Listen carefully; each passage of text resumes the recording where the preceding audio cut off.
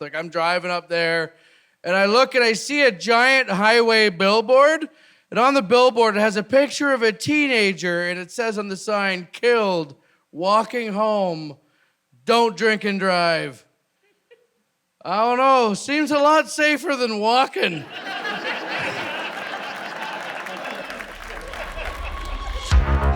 Ladies and gentlemen, Tyler Morrison!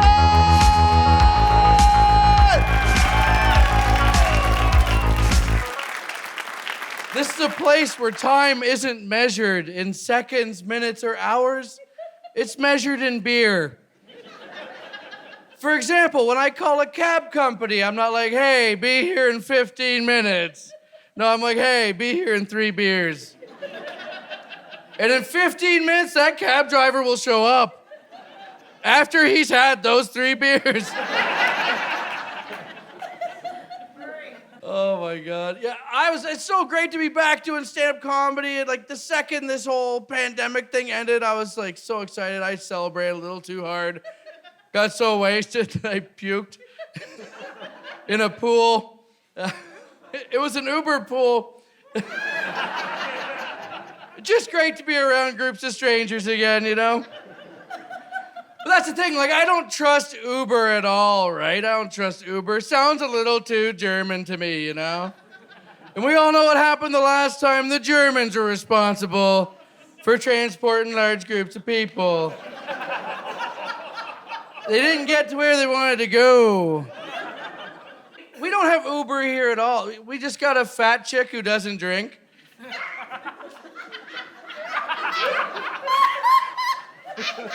We call her Uber XL.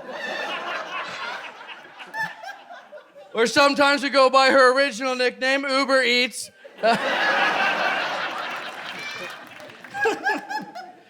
I need to take cabs because I'm a terrible driver. One time I crashed my car into a ditch, almost killed my ex-girlfriend because she was sleeping there.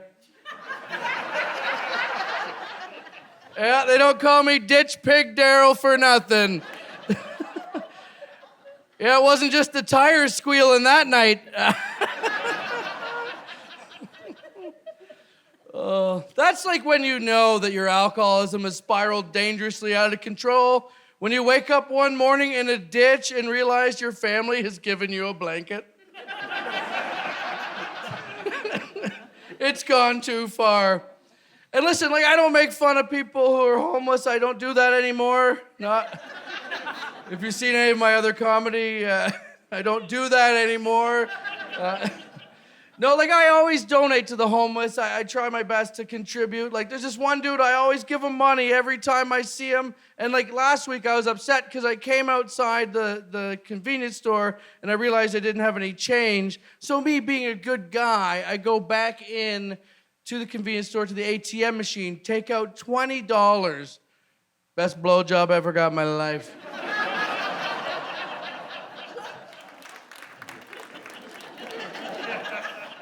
Okay, all right. I know people get a little politically correct these days, but you're going too far, okay? They don't even want to use the word homeless anymore. Try to get rid of the word homeless. You know what they're trying to call them? The unhoused.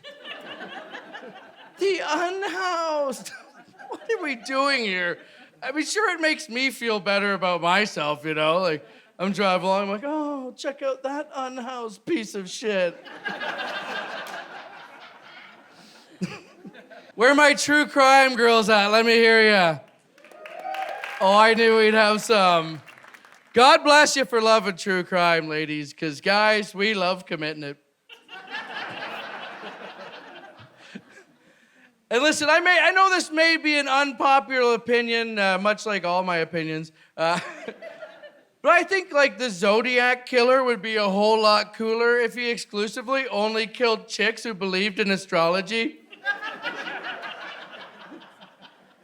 Oh my God, I can't believe I'm getting killed by the Zodiac. I'm such a fucking Pisces. Oh, this true crime thing, it's out of control, man. Do you guys see this Jeffrey Dahmer thing on Netflix? Everyone's been talking about. Oh my God. The Jeffrey Dahmer thing is actually a comfort to me, knowing that there is someone out there who made worse late-night fast food choices than myself.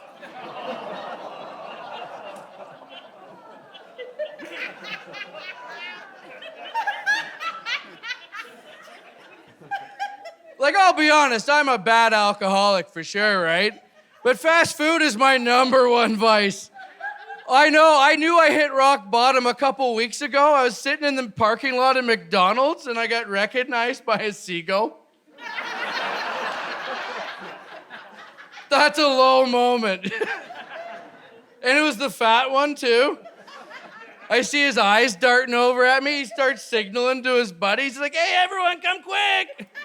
It's this guy again. He litters. I'm spilling sesame seeds on me. They're flocking me like I'm the pigeon lady in Home Alone.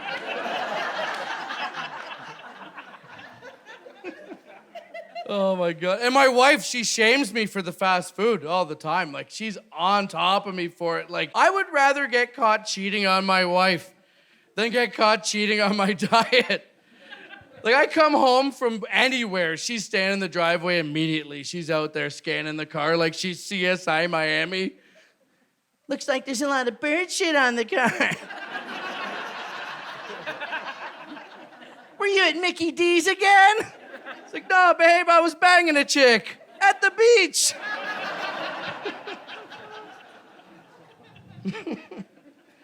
My whole relationship with my wife, it's like a game of cops and robbers. And she's definitely the cop, and I'm definitely a dickhead. And she's out to catch me for whatever I'm up to. And I don't blame her, right? But like, there's some things that get a little too out of control. Like many guys here, I recently got in trouble for something that I did in a dream. Come on, you know? She's like, I can't believe you banged my best friend, Stacy. It's like, babe, it's not my fault. I was sleepwalking.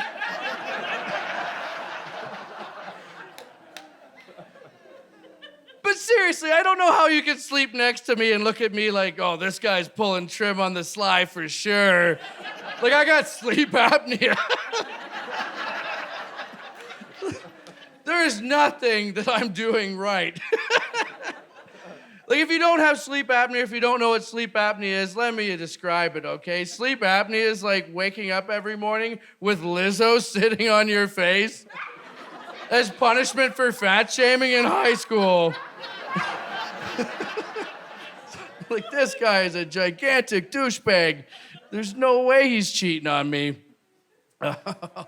And like, listen, she keeps giving me a hard time about it, though. She like says that I spend too much time drinking. So I've just been crushing beer so fucking fast. You know when you're driving down the highway and one stone just chips your windshield? Just psh, ah. That's how my wife acts every time I crack open a beer. It's the exact same sound too. Psh, ah. When I crack open a beer, my wife's ears perk up like a rescue dog that just heard his bag of shit owner pull back into the driveway. It's like, oh no, some shit's about to go down. But I'm not a prick about it, right? Like, I don't throw my drink into my wife's face. Like, I'm respectful, you know? Like, I got a beer pillow. You know what I'm talking about? I got a beer, this guy knows what I'm talking about. You got a beer pillow, don't you? If you don't have a beer pillow, you don't know what I'm talking about. This is what a beer pillow is. It's a pillow that you use when you're drinking in your basement to muffle the sound of the beer opening.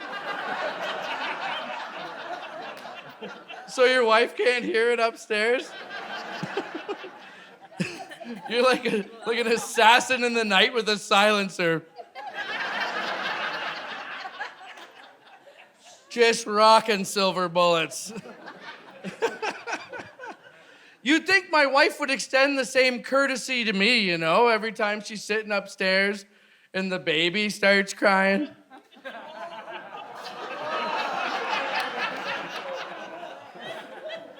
Over 200 pillows on that king-size bed, not one baby pillow.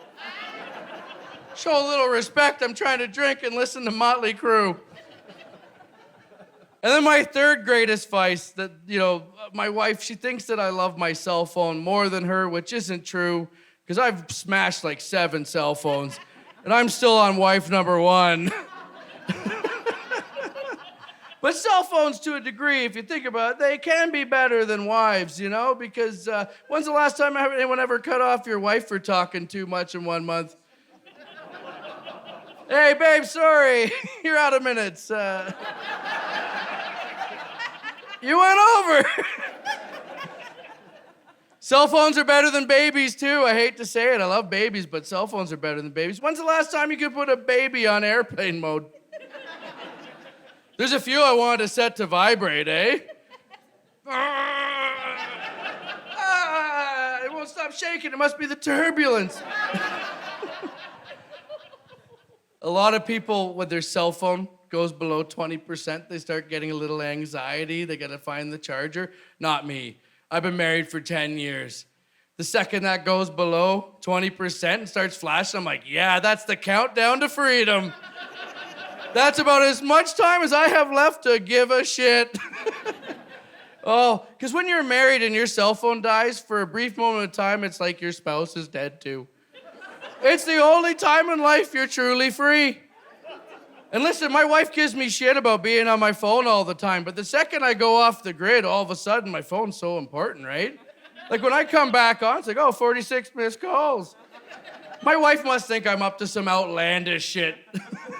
The second the phone dies, it's just like she must go right to the worst place in her mind that I could be. She automatically assumes I'm out there drinking and driving, doing blow, banging hoors. Meanwhile, I'm just wandering around aimlessly at Home Depot. Daydreaming about drinking and driving, doing blow and banging hoors. Thank you, thank you. And listen, like, I love my family so much. They're great. I got a wife, I got 2 beautiful daughters, and it's awesome. And I got to spend some real quality time with them during the pandemic for the first 2 weeks. And then after that, it got a little excessive, if you know what I mean. Like, a lot of people here, you probably work a day job, and then when you're at your job, you know, you take fake bathroom breaks so you can get away from your coworkers, check your phone for 15 minutes, you know, just pretend that you're crunching one out. I was taking fake bathroom breaks on my family all the time, right? But I got 2 little kids, and when you got little kids, they do not care. They have zero social propriety. They do not care at all about your privacy. The second you sit down on that toilet, you just start seeing like the knob jiggling. It's just like, oh my God, it's just... It's like that scene in Jurassic Park when the velociraptors learn how to open door handles. I'm waiting for them to bust through the friggin' door like Jack Nicholson in The Shining. Here's Johnny! Oh, I couldn't wait for it to be over. The first time I got booked for a comedy gig after everything opened back up, I was so excited. My car leaving our driveway was like the last plane leaving Afghanistan. Wife and kids just holding on to the landing gear. Daddy, no! Fucking see ya!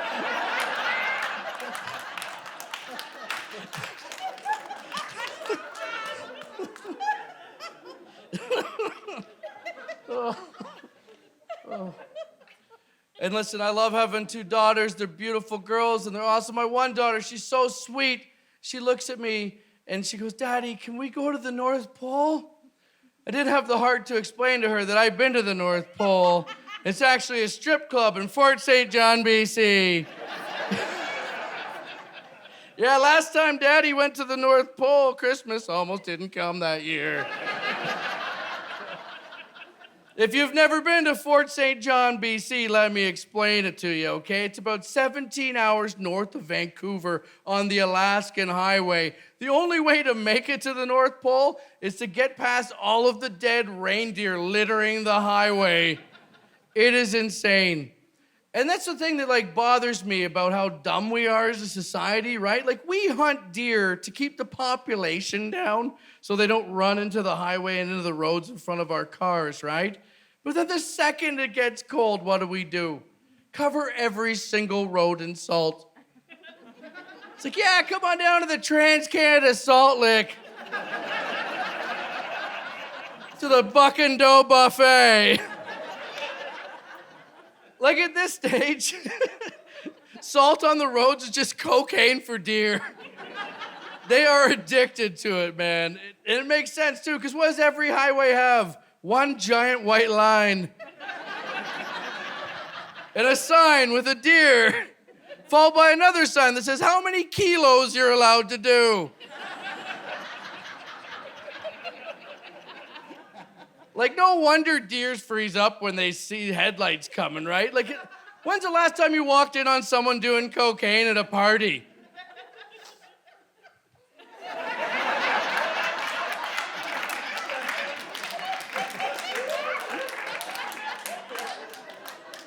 Exact same look. There's a reason Rudolph's nose is so red.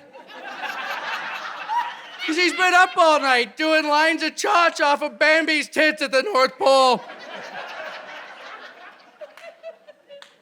And I know there's some Disney fanatics in here right now, like, wait a second, Bambi was a boy. Fuck off, it's 2023. You can be whatever you want to be, baby.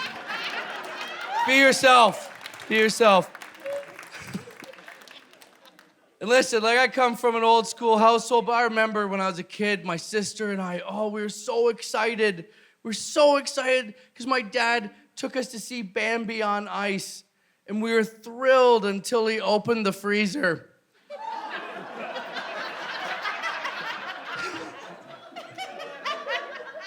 We lived off the land. My wife actually almost died in a hunting accident, by the way. Yeah, we were house hunting. I almost killed her. By the way, she's not innocent. She's not. She tried to kill me, actually, last time we were at the cottage. She had me go out and take out a hornet's nest. She knows I'm terrified of that. And she just sent me out there with no remorse. I walk out the door, and, like, the door just, like, mysteriously closes behind me and locks.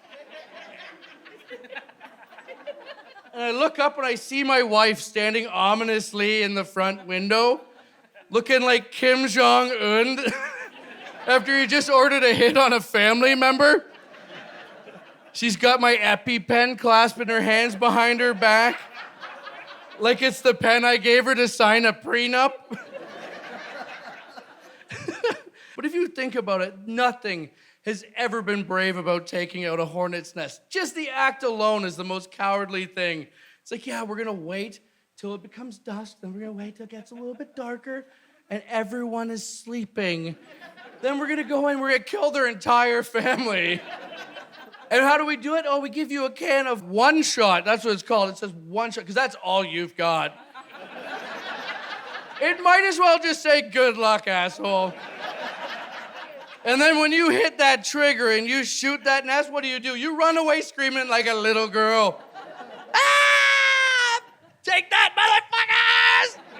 That's for Macaulay Culkin and my girl! Just running back to the house, getting stung in the back by murder hornets.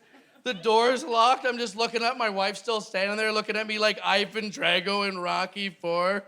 If he dies, he dies. But after you take out that nest, guys, you know it, right? There is that moment, that sweet moment of satisfaction. And it comes about 15, 20 minutes later when things settle down a little bit, you know? It's all cooled out. You get to walk out and you get to assess the damage that you've done, the havoc that you've caused on an entire civilization. Walk up and you're all cocky. You're like, yeah, suck it. Fuck you, lick my balls, your queen is dead, your queen is dead! Yeah, my neighbors didn't really appreciate that either. Because they're British.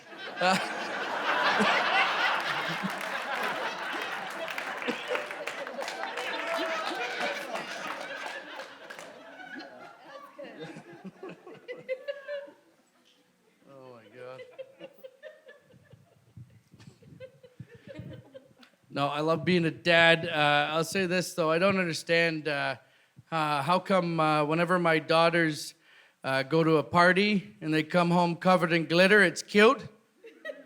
But when I come home from a party covered in glitter, I'm an asshole.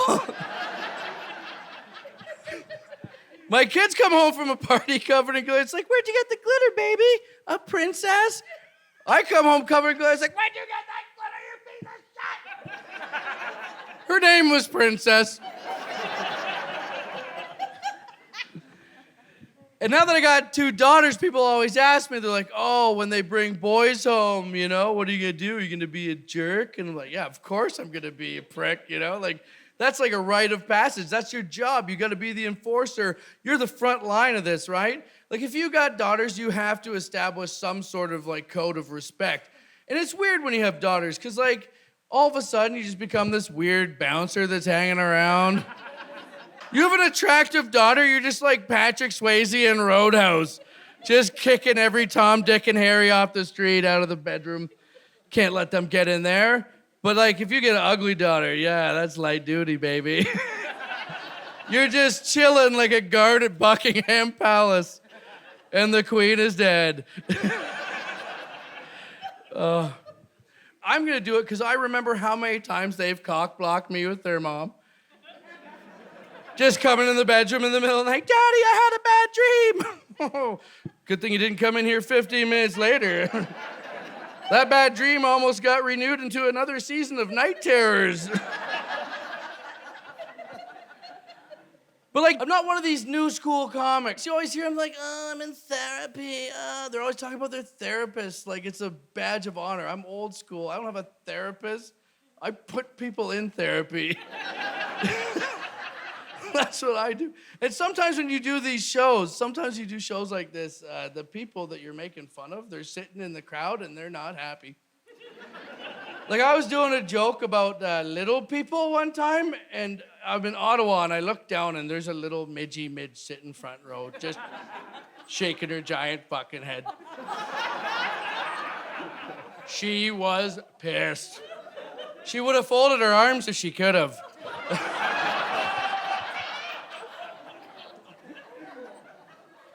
It's actually my favorite show on TLC, Little People, Big Heads. Oh my God. But no, like, I think we gotta treat people equally. I think we gotta be, you know, better at that. And like, people sometimes they get the misconception, they think I might be racist, mainly because I look racist. But let me assure you, I'm not. I actually have black family members. I have some black family. I love them very much. That's right. My Aunt Kathy married Uncle Mark, who's a Jamaican man. Great guy. Love them all. They got 3 beautiful kids.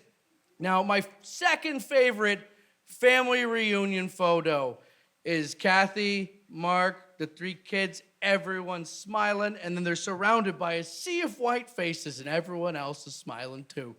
Like, that's a wonderful family photo. And then my first favorite is the following year at the family reunion, where it's Kathy and the 3 kids surrounded by a sea of smiling white faces, and Mark was nowhere in the photo to be found. You know why? Because he was taking the picture, you racist assholes. That's right, Uncle Mark stole the camera. No, seriously though, he fucked off. Good thing we got that photo, actually, because that camera ain't coming back.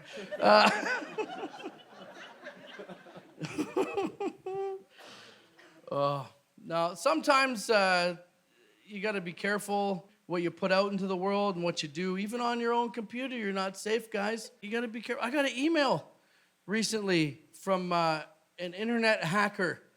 Sends me an email saying he's got video. He hacked my computer. He's got video of me whacking off on my webcam. Hell yeah, you do, bro.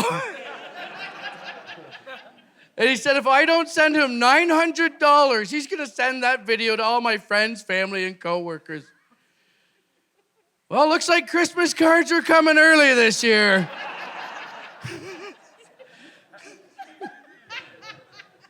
Hell, Louis C.K. made a comeback. This could be my big break. And I'm looking at this email, and I realize he's from the Middle East. I'm like, wait a second. I'm emailing this guy back. So I send him an email. I'm like, dude, You're telling me you're sitting there watching videos of strange dudes whacking off online all day? Well, where I come from, that makes you gay. And that's totally fine. But where you come from, that makes you dead. So guess what? You're gonna send me $900 in the fucking mail, or I'm sending this to all your friends, family, and coworkers. Ladies and gentlemen, I'm so proud to say my check for $900 just came in the mail. Christmas came early, baby.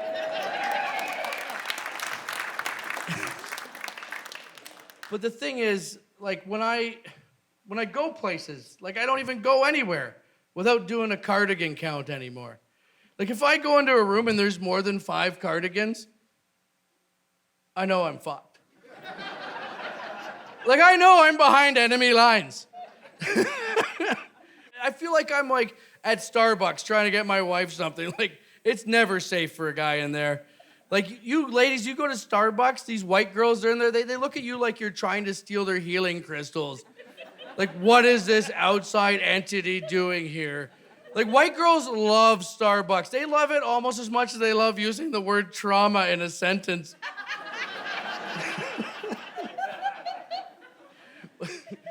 The way white girls line up for Starbucks, you'd think they'd be selling bootleg mason jars of Taylor Swift's farts.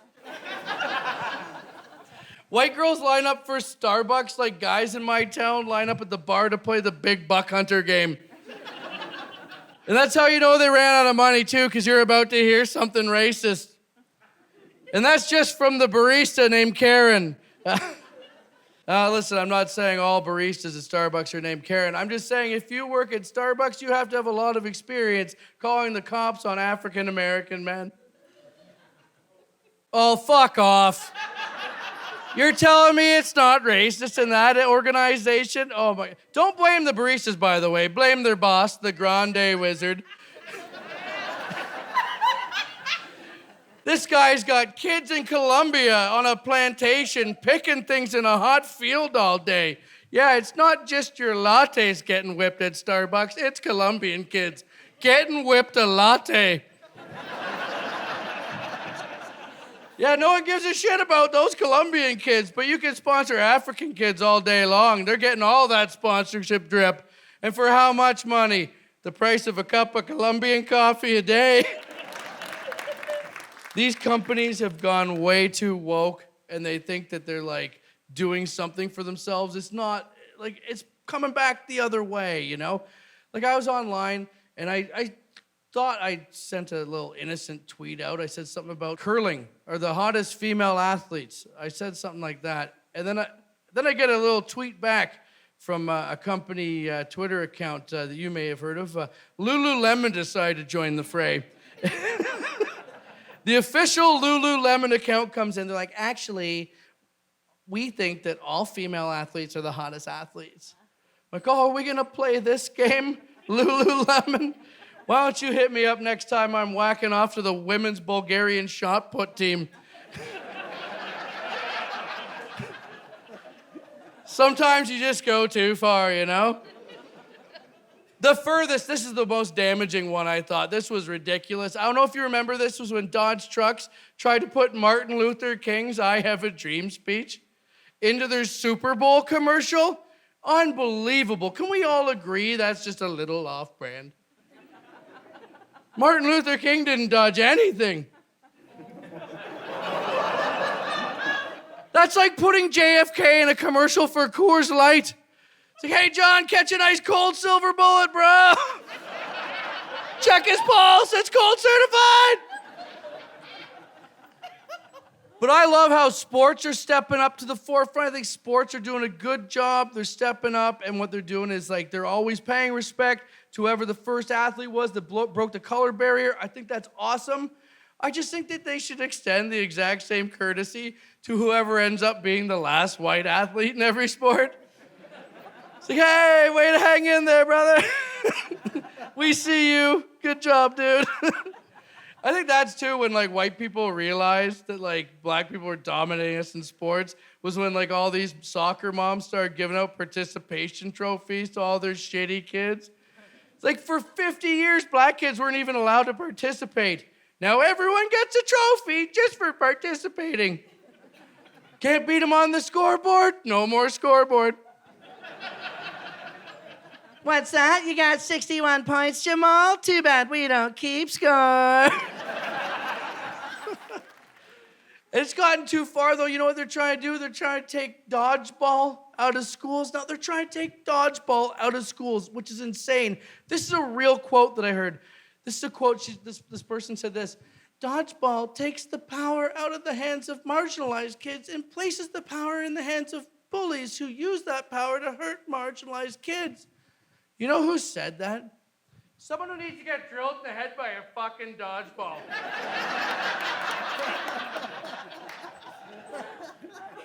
It's insane, right? Like, how are your kids gonna dodge COVID if they can't even dodge balls? Dodgeball, that's not even the real name of the game. When we were kids growing up, it wasn't called dodgeball. What was it called? Murder ball, that's right. That's right, they took the word murder and replaced it with the word dodge. Same way Martin Luther King got his first truck commercial. I love living in a small town, mainly because, like, there's way too many diddlers in the city, right? Like, way too many diddlers, for sure. Like, in a small town, at least you know who the diddlers are, right? And if you're lucky, you find out when you're older. I remember when I was in high school, I used to work at a gas station, and there was this old guy. He used to always come in and diddle us. We called him Gene the Gas Station Diddler. That was his name. And he'd come in, this old man, just this old perv, and he'd come in like a 1976 burgundy Cadillac. You know, one of those big boats, got like a 13 tricycle trunk on the thing. This guy would come wheeling in every day and just hit on us. And like, he'd hit us with the same pickup line too. He'd always be like, hey there, Tyler, you bring your lunch? You bring your lunch? I'd be like, yeah, Gene, I did bring my lunch. Why don't you piss off, you know? And then he'd just hang out there and stare at us. It's like, dude, you can't just sit here like trying to diddle us. You gotta buy something, you know? So we get like $5 worth of gas and just chill. And then like one day I'm all hungover. I come into the gas station to work and I'm like dying because I was partying the night before. And I get in there and I just hear the little bell ring when the car drives over it. And I knew right away it was Gene, right? Like I could wind my watch to it, right? And he pulls up, same pickup line. Hey there, Daddy, you bring your lunch? And I'm about to tell him to hit the bricks, right? When I realized, oh shit, I forgot my lunch. No. Guys, I'm not proud to say it, but that day, I decided to roll the dice on the Gene burger. Gene was so excited too. He took off like a shot. He went to a local establishment called Tower Burgers, and he goes, he gets me a banquet burger, and he comes back, and he sat there, and he watched me devour this thing, just greedily licking his lips, so excited. And after I ate that banquet burger, guys, you know what happened? Nothing happened. Turns out Gene was just a sweet, innocent old man. Yeah, last year, Gene died alone, and no one came to his funeral. Because I've been telling everyone he's a pedophile for years.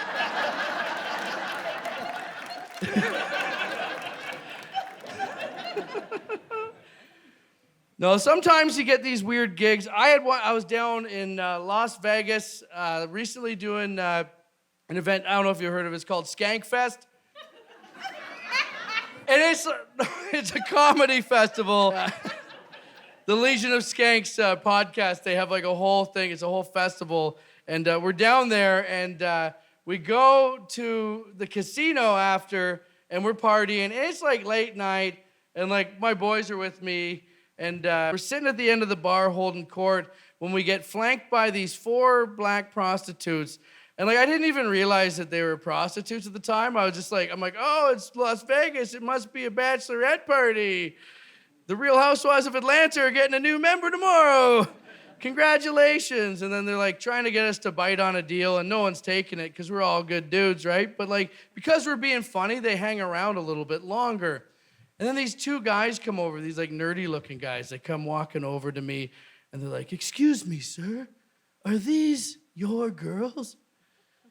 I look over, I'm like, hell yeah, they are, bro. I'd like to inquire about their services. I'm like, okay, well, how many are you? There's 2 here, but how many guys are up in your hotel room? It's like, well, there's 6 of us. I'm like, okay, well, there's 4 of them here. Where's your hotel? They're like, right across the street. I'm like, all right, that's good. But listen to this and listen good. You do not want me having to cross that fucking street, brother. All right? Just be advised, okay? Don't fuck around. Like, yes, sir, yes, sir. And I realize at this moment, like, I'm dressed, wearing like a Hawaiian shirt. I look like a total gigolo. Just like a total bag of shit. And I'm like, all right, well, you guys go and have some fun, right? And I look back at my buddies, I'm like, eh, and we're like laughing about it, right? And then I just feel this icy cold hand on my shoulder. And I know that it's not the hand of a friend. And I just hear, who are you and what are you doing with my fucking girls? And I realize, oh shit, it's the real pimp. And I look over and he's so mad and I'm like, I gotta make a decision really quick because this is Las Vegas, okay? People have been buried in the desert for less than this. I gotta act fast. So I look at him, I'm like, oh, those are your girls? Well, where the fuck were you?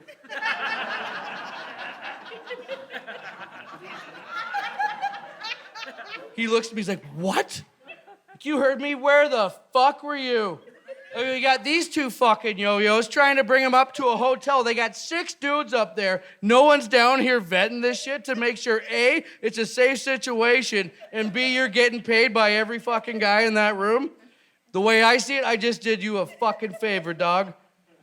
He looks at me, he's like, oh my God, thank you. He's like, do you mind if I buy you a beer? I'm like, hell yeah, bro, pull up a fucking stool. So he pulls up a stool. We're drinking with the pimp now. And he looks at me. He's like, man, he's like, where are you pimping of? I'm like, Bracebridge, Ontario, Canada.